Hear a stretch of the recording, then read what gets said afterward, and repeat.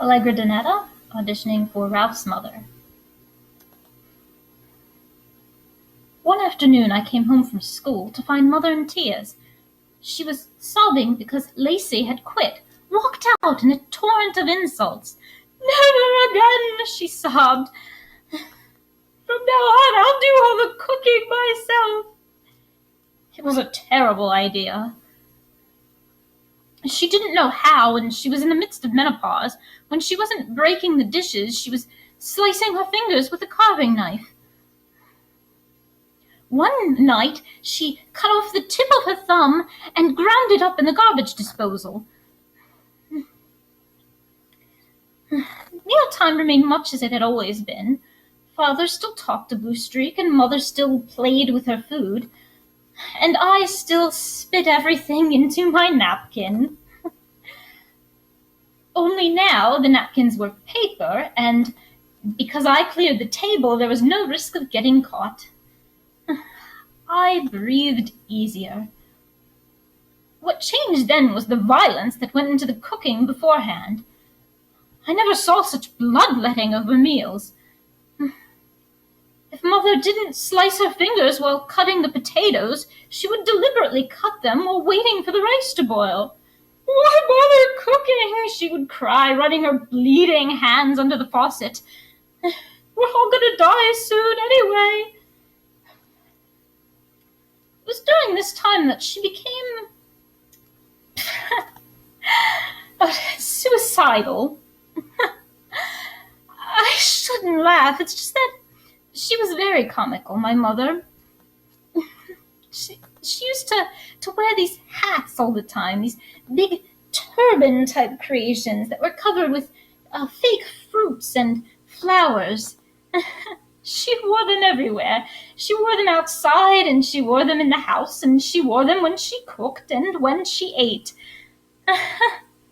These great teetering crowns that bobbed and jingled with every movement. Poor Mother. I don't know what it was that upset her so, whether it was her before-dinner cocktail or her menopause or some private anguish, but every night after dinner she would lay down in the driveway behind the car and beg my father to put it in reverse and run her over. "Don't be ridiculous, dear," he'd say. But she meant it, and she was serious, and she would say, "Please, just run me over. I can't go on anymore." It became a sort of nightly ritual for us. Poor Mother. One night, she opened the door of the oven and, with her hat firmly in place, turned it on and stuck her head in. Can you imagine these big hats in the oven?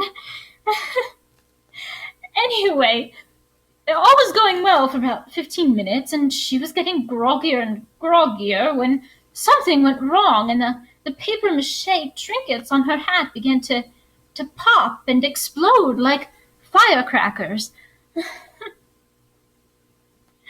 Within minutes, her whole head was engulfed in flames. She came to like a shot and ran her head under the faucet. The hat was ruined, and so was her hair, but she survived. She joked about it later, after the hospital stay and the plastic surgery, about almost cooking herself like some exotic roast.